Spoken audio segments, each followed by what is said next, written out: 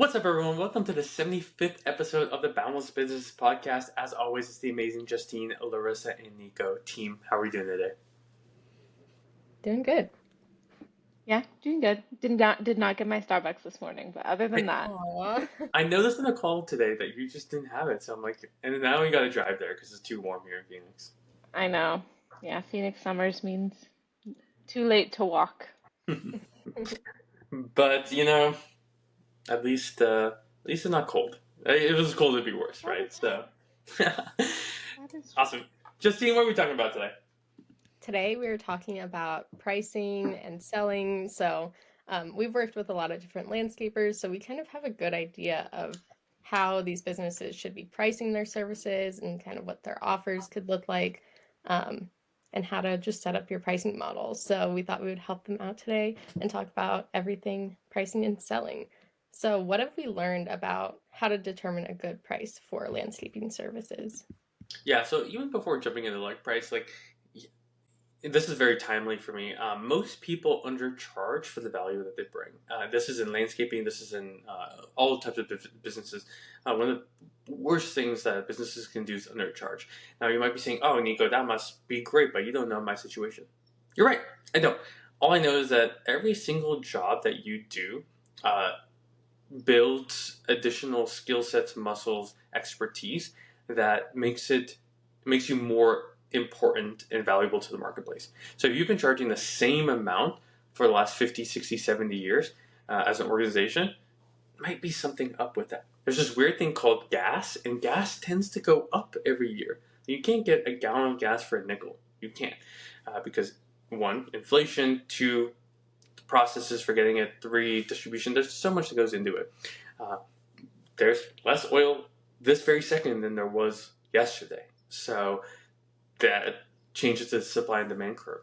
So how does this relate to you as a landscaping company, a turf installer, a home improvement company? How does this relate to you? It's because you need to first understand what it is you're solving for the homeowner, what problem you're solving for, to even think about how much to value it. Because you know, most likely, your material costs, your labor fees, your dumping costs, taxes, gas to get out there, insurance. You know all that costs, right? But most of the time, homeowners don't know as much as what goes into that project. So before even pricing a project, you understand what is it that the homeowner actually wants and why do they want it. Some people in the artificial turf game are willing to spend $1.50, $2, $3 more every square foot on turf if it's more safe and more pet friendly and more child friendly. Why is that? It's more or less the same product. Again, there's differences to it. But why are they able to command such a premium? Is because the problem that it's solving, the insurance that comes with it, assurance, and frankly speaking, like the route that's going on. So you first want to understand what is it. Have they finally made it, and this is their dream backyard?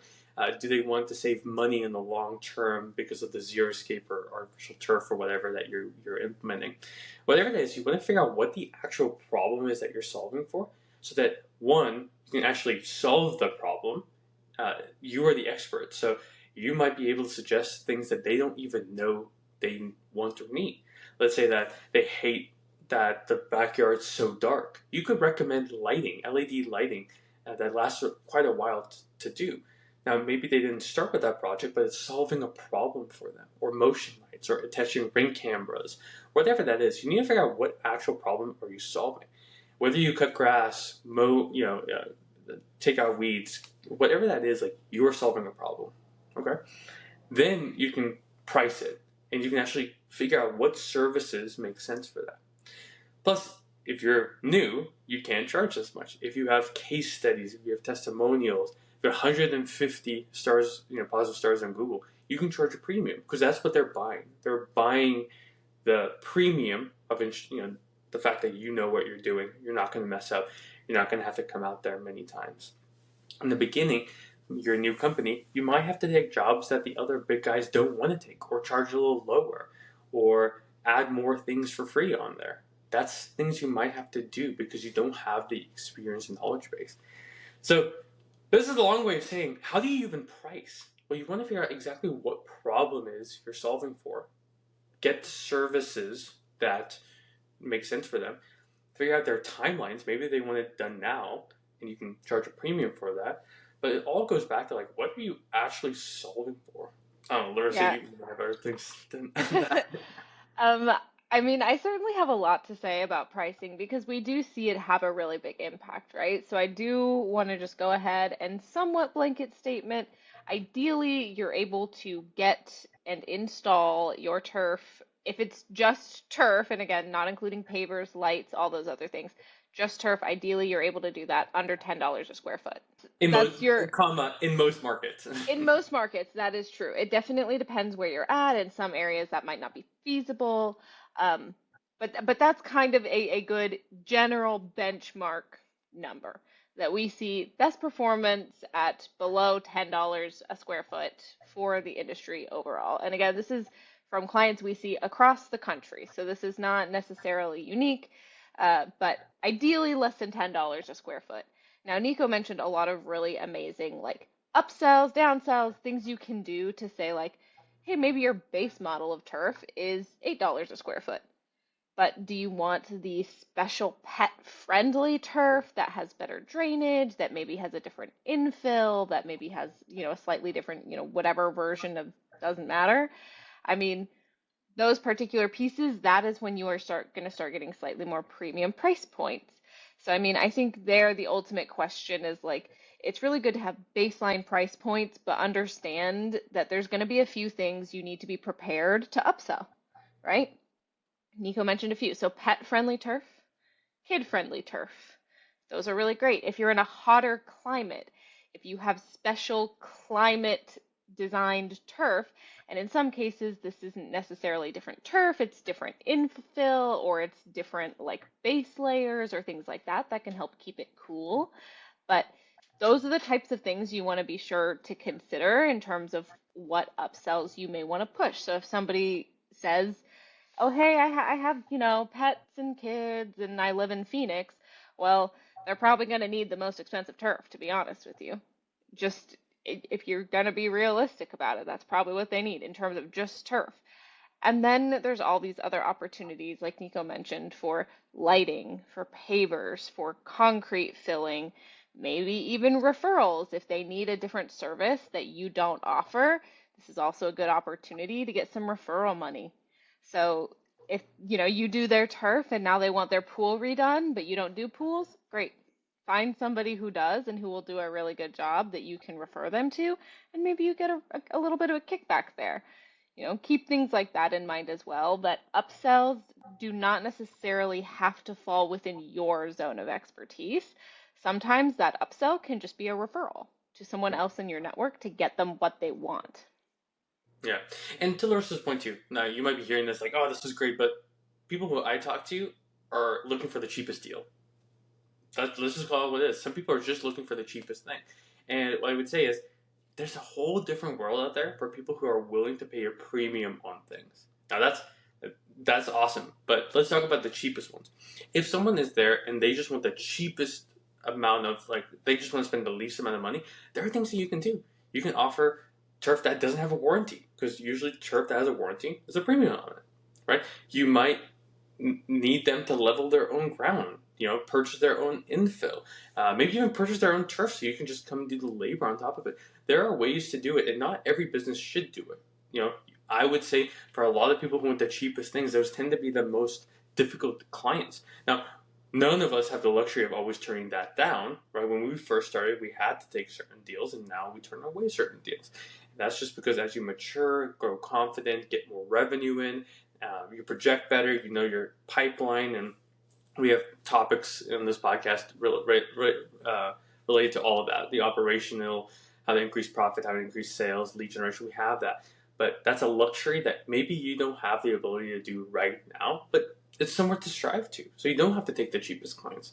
Like there's a whole world out there of people willing to pay a premium. We know people who spend at least $20,000 a year on caviar. $20,000. That's someone's whole income for a year. So should we shun that or should we strive towards it? I don't know. I don't know how to answer that question for you. All I know is that they're always the cheapest and the most expensive, and you can be in the middle, but it's up to you. It's what you want from your landscaping business. A little tangent there, but I just think that there are other options, and you might not reach those today, but you can. One thing we haven't talked about in regards to pricing yet is like we talked a lot about general pricing, upsells, downsells, things like that. But one thing we haven't really touched on much is offers, meaning what can you offer somebody to entice them to get them in the door, right? So those are selling points that can really help, especially on the back end. Nico is certainly our offer expert, so I will let him certainly take this one. But I want you to keep that in mind, that keep your baseline pricing in mind and then structure your offers in such a way that you're still meeting that baseline. Yeah. Yeah. The biggest thing about offers is like, what are people buying? So you might go through your, last couple invoices and you might notice that 80% or 60% of customers are getting turf plus pavers. That might be a great offer right there. So you could put a turf plus pavers or turf plus, putting green or a turf plus fireplace or just turf plus, I don't know, a discount on, referrals or whatever that is. You can build something, but it all relates to what people are people buying. So we've all seen those boring car commercials, and if you do car marketing, sorry, I think it's boring. Maybe you think landscaping marketing is boring. As I would say, probably don't listen to this podcast. But there's 0% interest for 12 months. That's an offer that they've been running for years and years and years. Or this amount cash back, or this amount off in your trade-in. All those are offers to entice you to come in to sell you a new or used vehicle. Like, you're not going to a car dealership to buy a plane, most likely. So your landscaping business should have an offer that gets people excited and in the door and willing to do a job now. And if not now, then maybe they're not a great prospect for you right now. So most common things is offer plus something at a reduced price or free. Turf plus fireplace at 50% off or free. Okay. Then you can do a discount. Turf plus discount on per square foot, on total project size, over a minimum, whatever that is. Okay. And the last offer is a little bit of a sneaky offer, but it could be turf plus additional services. So what you could do is you could actually go to, let's say, everyone who gets turf is a homeowner in Phoenix. That's where we are, right? You could go to a very popular restaurant or restaurant chain and negotiate a special discount on their, food. Or Yeti is a great example. I think that's more timely, right? Maybe it's, you get for every purchase you get 10% off to a Yeti store that's in Phoenix or whatever that is, Or right? you can just go to Costco and pick out those gift cards that they have. Yeah, That way yeah. you're already getting them at a discount. Exactly. So, like, there are ways of doing that where you can actually partner with a different business locally, and you can make your offer, which might be standard, even better by partnering up with someone that can offer something there. The benefit is you don't have to worry about the cost. So, to your point, Larissa, you don't have to worry about spending money because it's not coming out of your pockets, it's coming out of theirs, and they are getting clients for free. So you're going to mutually benefit each other by doing something like that. So that's usually the offers that I would recommend for landscaping businesses, one of those three. What are some ways that you can communicate the value of those offers to people who are still having some objections about the price? Yeah, price objections are, I would say, like, they're pretty fun, to be honest, because if someone is completely not interested, most of the time they'll just walk away or say no thank you or say a little think about it.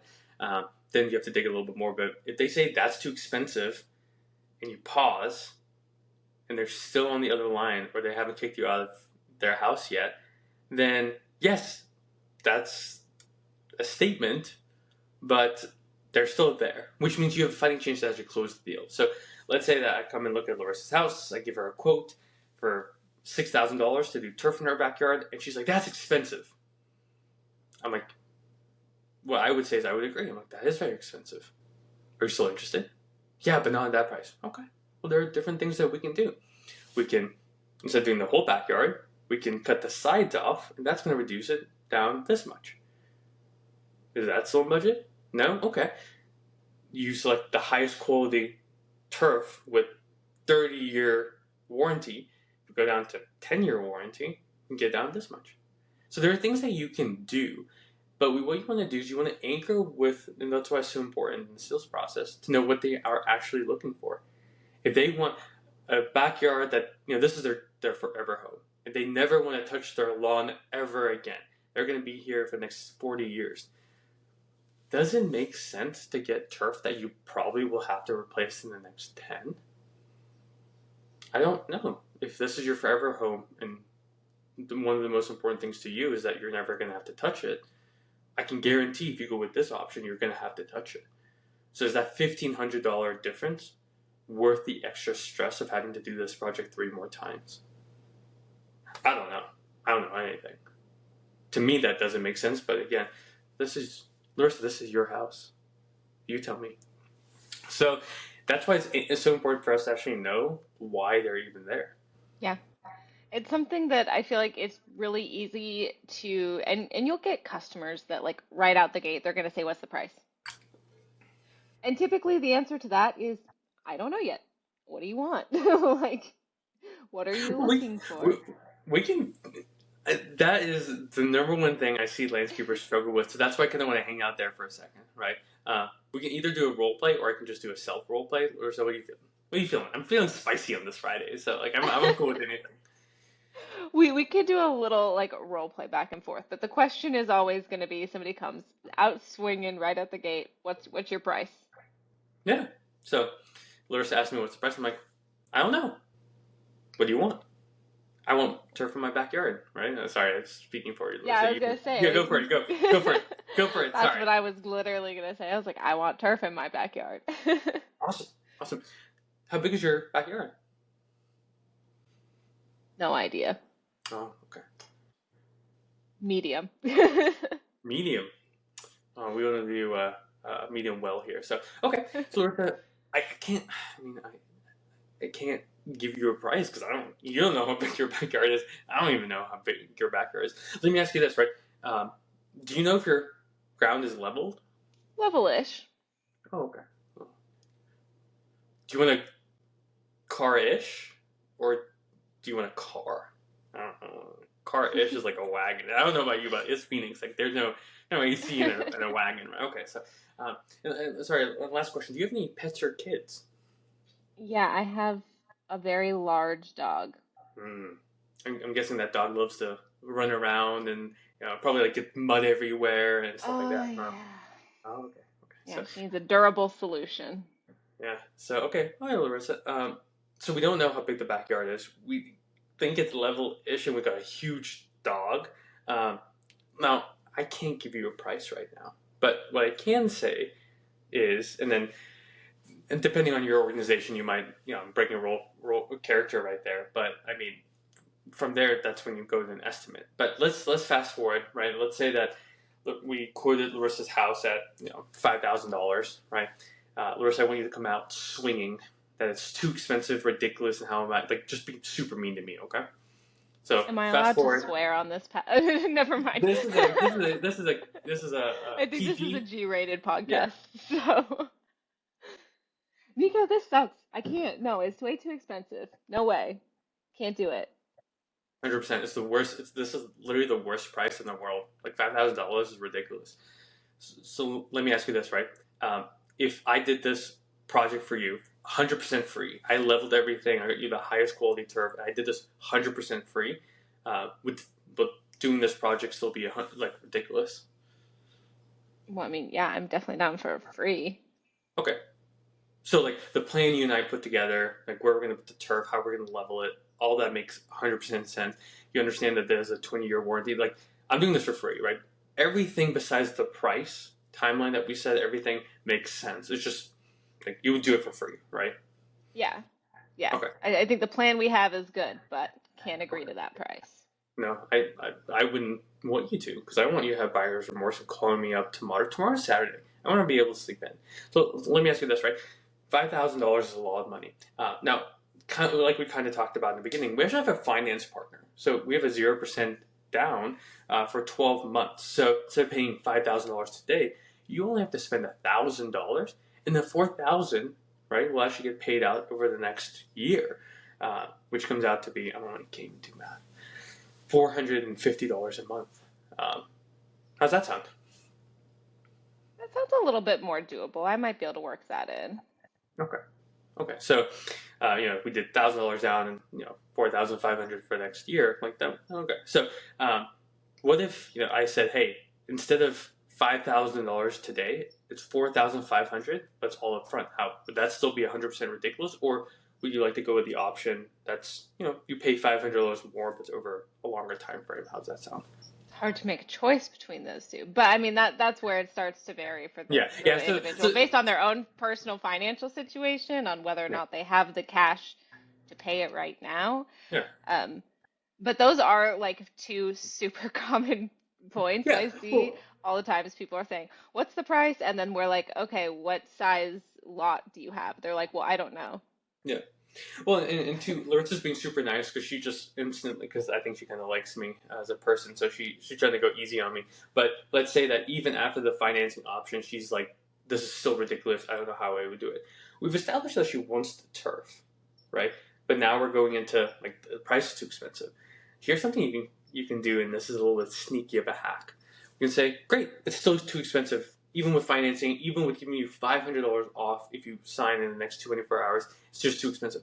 Let me ask you this. You mentioned earlier that you really want to do this because you hate spending money on water and all that. If we didn't do it and you continue to spend more, you told me that you spend, 150 for someone to come out and mow the grass and mulch and water. You know, are you still okay with spending that? This is your forever home, Larissa. So, you still okay spending?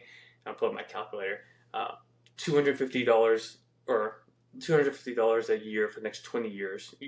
Are you okay with spending whatever that number is? If you are, we shouldn't do this deal because you said you want this to cut your expenses there. So, I don't know which. We shouldn't do it, right? Because you want to spend that much right now. That's okay, right? So there's I don't different know ways whether you to can do. actually answer that question or not, but Yeah, and I fumbled there, but what I can say is like that's why it's so important to establish like the goals in the beginning, right? This is an example of their forever home. Let's say that it's a rental property. Let's say that there's so many reasons to go into it, and you might have to walk away if they want the cheapest person. Might bring up that we're not the cheapest. yeah, We believe in quality and the best work. yeah, tell them to go to Lowe's, buy it, and install it themselves. Yeah. So, like I said, there's multiple ways. Sales is just very emotional, mostly driven. So when someone comes at you, know it's that they're not coming at you personally. They're usually coming at that number. And what you want to do is you want to position yourself in a way that you and them against the number. Right. That's why you have financing. That's why you have cash up front with discount. That's why you have referral. Right. You say, hey, did you know that we can actually install your backyard for free, Larissa?